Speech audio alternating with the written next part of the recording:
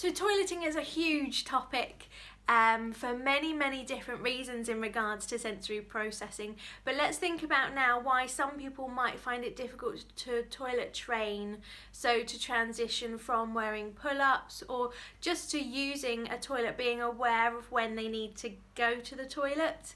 So sometimes for children, especially when they're training to use a toilet over a potty, when they're sitting on the toilet, their feet aren't touching the ground. If they're hypersensitive to vestibular information, so they're processing lots and lots of movement and have a really low threshold, a really low amount of movement is needed for them to be able to recognise that sensation, they're not going to feel grounded. They're not going to feel comfortable sitting on a toilet where their feet aren't on the ground.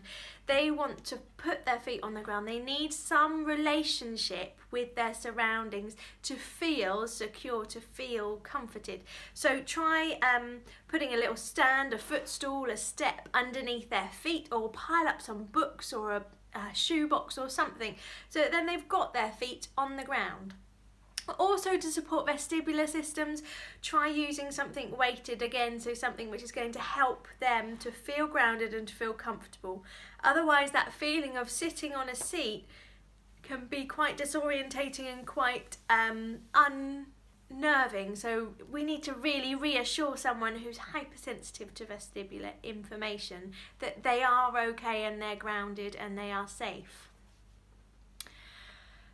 Now, when we think about toileting, it might simply be that someone is hypersensitive to smell and going to the toilet within a certain space, so a bathroom, for example, has certain aromas to that space which are overwhelming. It might be nice smells that we class as shampoos or cleaning products, but for lots of people who are sensitive, hypersensitive to smell, that will be slightly overwhelming. So when they are in that room, they might feel sick, or they might feel dizzy, or they might get headaches, or they might feel unwell because of the over intensity of that sensation. So for some people it might be purely because in that space that they need to go and use, so the toilet, the smell is too much, it's too overwhelming for their sensory system to regulate, to manage with. It might be relating to proprioceptive sensations, so the awareness of where my body is in space, so to be able to sit on a toilet or to be able to recognise within different spaces where and how I go to the toilet. So sitting on a potty is different to sitting on a toilet, but if you go into different houses, there's different kinds of toilets that you might have.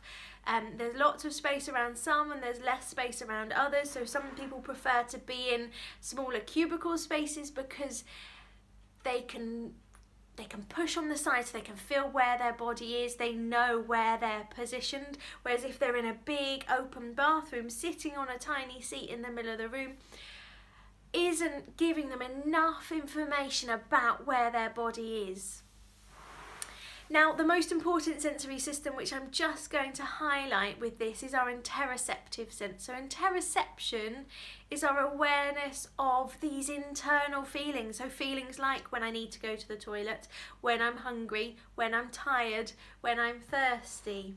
Our interoceptive sense, therefore, is paramount for toilet training. If I am not receiving enough of those internal sensations or feelings that I need to go to the toilet, I'm going to find toilet training quite difficult.